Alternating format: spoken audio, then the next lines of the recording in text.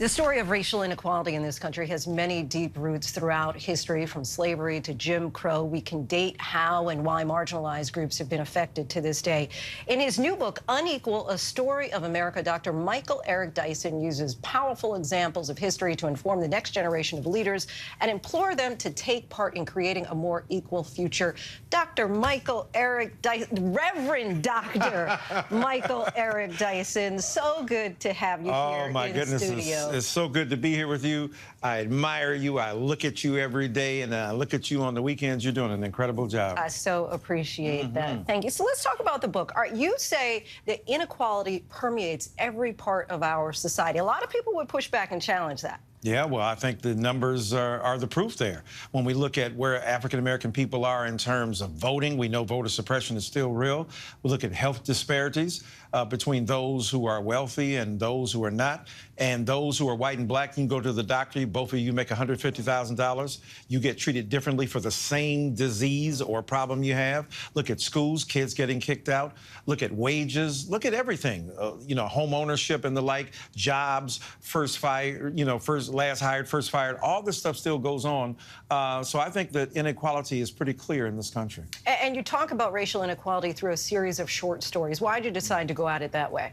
Well, I think, look, I'm interested in biography. Well, who's Linsey Davis? What does she do? And then that gives us a sense of what kind of personality you have and what the events are that we see through your eyes. So I wanted to look at a series of characters in history who had done things that some people didn't know about, a lot of people didn't know about, and figure out how they reveal some of the startling statistics and some of the interesting trends in history, and look at history through their eyes, and people get more connected through intimate stories. And you talk about the movement against teaching critical race theory as well, the 1619 Project in schools. Is this a book that you'd like to see as a resource for students? Absolutely right, because most people don't know the difference between CRT and OPP. They stuck on 90s hip-hop. They don't know. So the thing is that, what is critical race theory? Well, it's not what you think it is.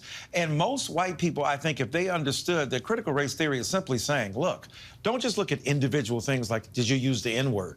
Look at systems, look at institutions that reproduce themselves over space and time. And so don't be afraid of it. Come into it. I teach mostly white kids. And they are upset when they learn, how come I didn't learn this in high school? How come I didn't learn this before?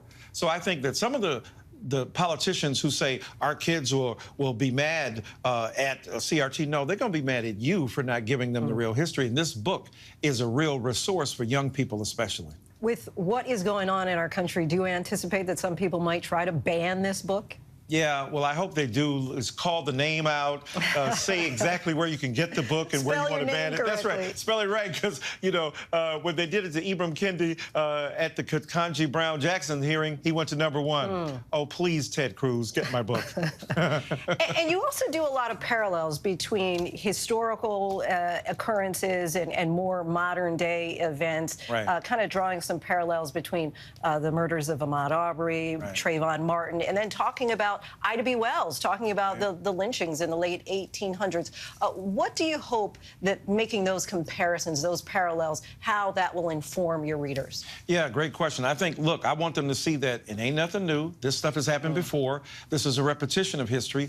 And yet, with all of the advance we've made, and we have, the progress we've made undeniably, there are still lingering suspicions and skepticisms about black people. Ahmaud Arbery can't even run down the street without being accosted and murdered.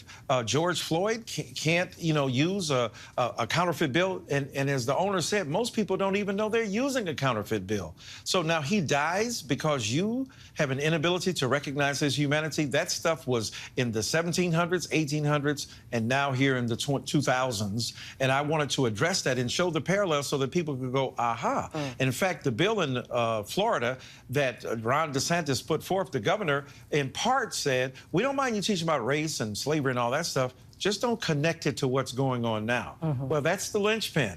What happened then affects what's happening now. Supreme Court decisions made in 1857 have an effect and impact on us in today's world.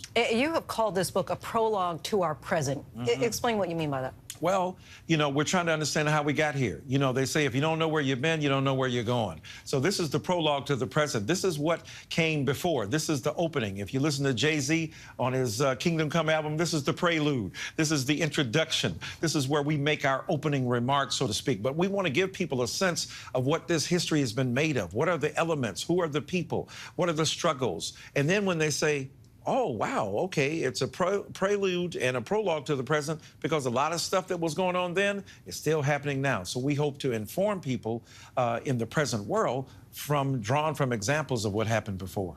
Reverend Dr. Michael Eric Dyson. Hey, such a pleasure for you to come by. Good luck with the book. Unequal, A Story of America is available now wherever books are sold.